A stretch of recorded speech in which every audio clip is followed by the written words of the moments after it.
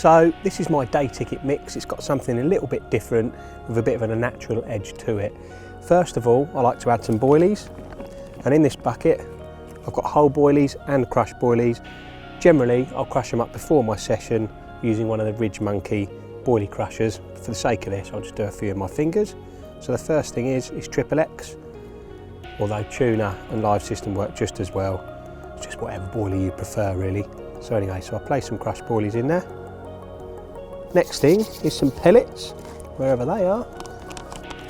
I've got some bloodworm pellets here, which absolutely stink. They break down very, very quickly and the carp absolutely love them. So add some pellets next. Lovely. Next, I'll go for the krill micromass. This is a very, very, very oily product. It's quite tacky, quite soft, so you can actually squeeze it into a bit of a ball as well. And the carp go crazy for this. It's got a really salty taste as well.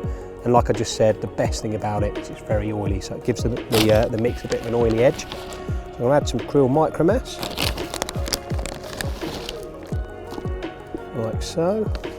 Now, one thing about my mix is I always like to have some sort of soft products in there as well, because quite often on these day ticket waters, like I have been today, I'm actually fishing in the edge, so I like to be able to actually squeeze the mix together as well, ball it up a little bit and introduce it, and it will break down as it goes through the water layers.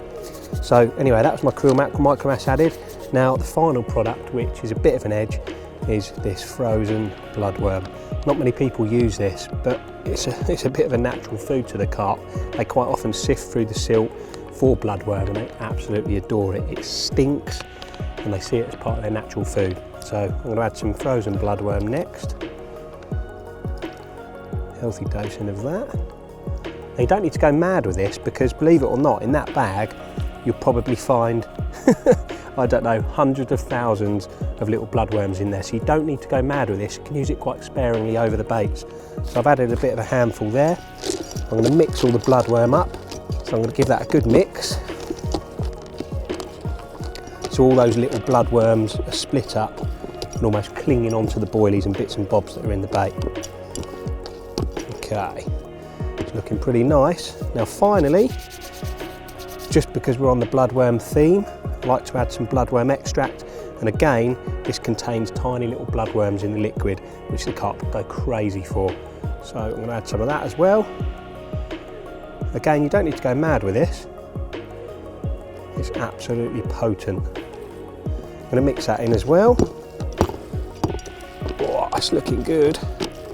Now I actually use this, like I said, I use it in the edge, in the spom. It's a mix for everything really. Look at that, absolutely superb. I wouldn't want to eat it myself, but the carp absolutely love it.